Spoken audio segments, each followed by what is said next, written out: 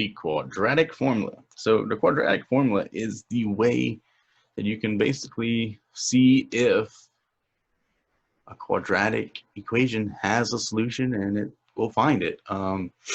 It'll do it for all of them, and it's kind of the fail-safe, the brute force method. If you can't factor, if you can't figure it out, if you can't use the square root method, quadratic formula is there for you to figure it out for you. Well, not for you, but with you. So remember, we talked about a quadratic formula. The quadratic equation form, which is ax squared plus bx plus c is equal to 0. Well, remember, we talked about the a, we talked about the b, we talked about the c. Remember, they keep their sign, they retain their sign when we're talking about them. We're going to use those values for the quadratic formula. The quadratic formula is negative b plus or minus the square root of b squared minus 4ac, and that whole thing, make sure the fraction bar goes all the way across, is divided by 2a. This part under the root here is special. We call that the discriminant. The discriminant is b squared minus 4ac, is the stuff underneath the root. The discriminant tells us how many solutions we're going to have, or if there will be a solution. If the discriminant is greater than 0, there's going to be 2 real solutions. If the discriminant is equal to 0, 1 real solution. And if it's less than 0, well, if we take the square root of a negative number, it's going to be not a real number, so there's no real solutions. If you're interested as to why when it's equal to 0, there's only 1 real solution, well, if you take a step back and look at it, plus or minus 0, it's just going to be negative b over 2a. And so that plus or minus is taken out of the game, and you only end up with 1 solution. Okay, let's try some examples out here. Let's say I have x squared plus 2x minus 9 is equal to 0. Let's go ahead. Let's pick out what our a, our b, and our c values are. You don't have to do this every time, but just to get us started. So a here is going to be positive 1, b here is going to be positive 2, and c here is going to be negative 9. Okay. So you could try to factor this and see if you could find a term or 2 values such that they multiply and be negative 9 and be positive 2. I don't think that you can now that I think about it, but let's try using the quadratic formula. So we're going to look at the discriminant first. I like to do discriminant first every time, because if I have no solution, then I get to skip all that other stuff. And I have to calculate it anyways to do the quadratic formula, so I might as well get it done. So let's talk about b squared minus 4ac. So b squared minus 4ac for us is going to be 2 squared minus 4 times 1 times the negative 9. And so that's going to be 4 minus, well, it's going to be 4 times, well, negative 4 times 1 times negative 9. That's going to end up being positive 36. And so what's going to happen? Well, we are going to end up with 4 plus 36 is 40. That is positive, so I know I have 2 real solutions. Okay, so now we can go on and actually do our quadratic formula. So we know it's going to be x is equal to negative b, so it's going to be negative 2 plus or minus the square root of, we already found that out, it's 40 over 2 times a, which is 1. So 2 times 1. So let's see what we can do. Can we take the square root of 40? Is there a number times itself that equals 40? No, but we can evaluate it. Okay, so I know this denominator is going to be just 2 down here. We're going to have that negative 2 plus minus. Now the square root of 40, we can make that the square root of 4 times 10. Okay, we can take the square root of 4. The square root of 4 is 2. So what we end up with is negative 2 plus or minus 2 times the square root of 10 over 2. Now, here is when a lot of people kind of mess up. We can reduce this term and this term by 2, we can also reduce the denominator by 2. So we can reduce this fraction. Now, one way that I tell people to think about it is almost like we're factoring a 2 out the numerator. And so we end up with 2 times -1 plus or minus the square root of 10 over 2. And then now you can see that this 2 and this 2 were reduced.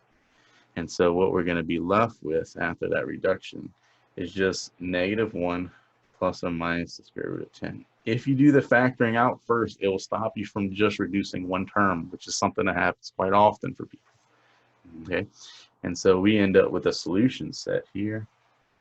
Let's see if I can find a place to write it. Of -1 plus the square root of 10 and -1 minus the square root of 10. That's going to be our solution set. 2 real solutions. Let's look at another one. Here I have 9 plus 3 divided by x minus 2 divided by x squared. First thing I notice is that x in the denominator. I know that x cannot equal 0 here. That's outside the domain of that variable. Got to keep that in mind.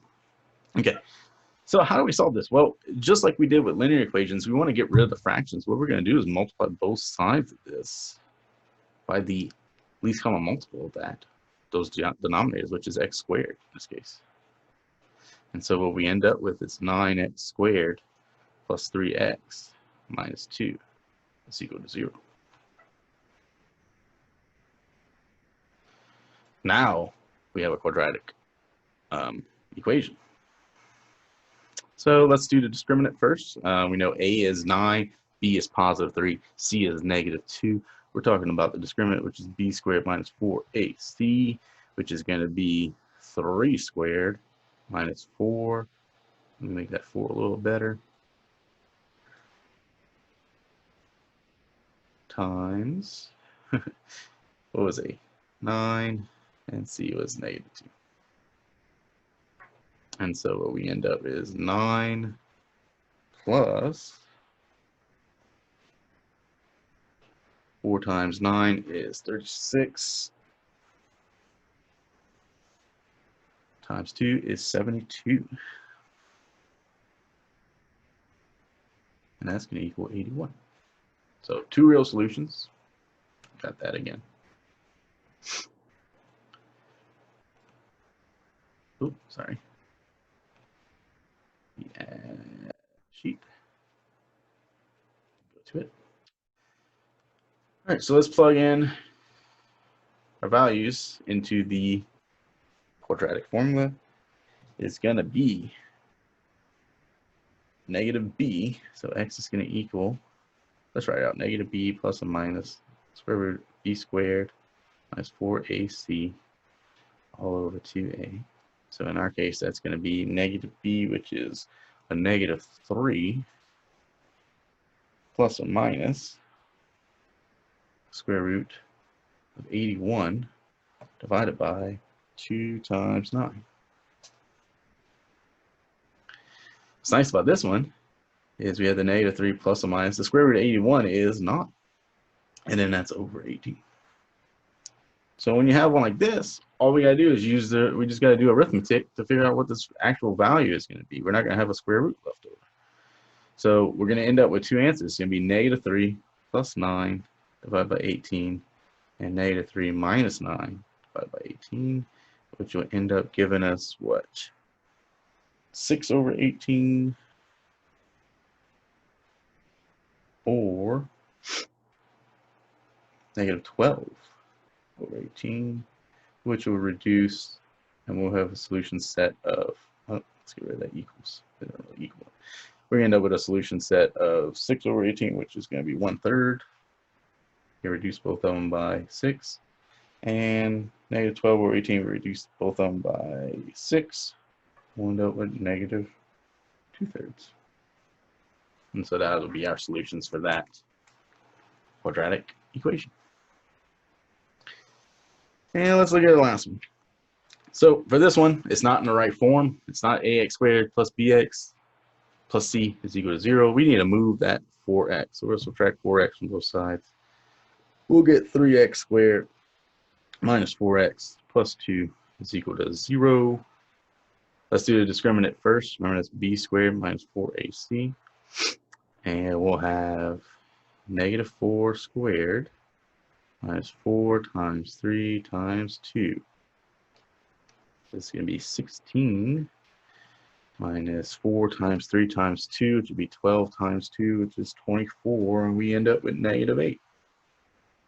What does that negative 8 tell us? Well, that negative 8 tells us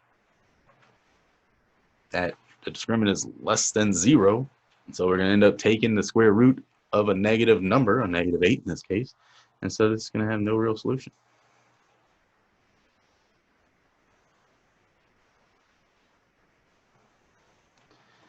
And so that is basically how to use the quadratic formula to solve a quadratic equation.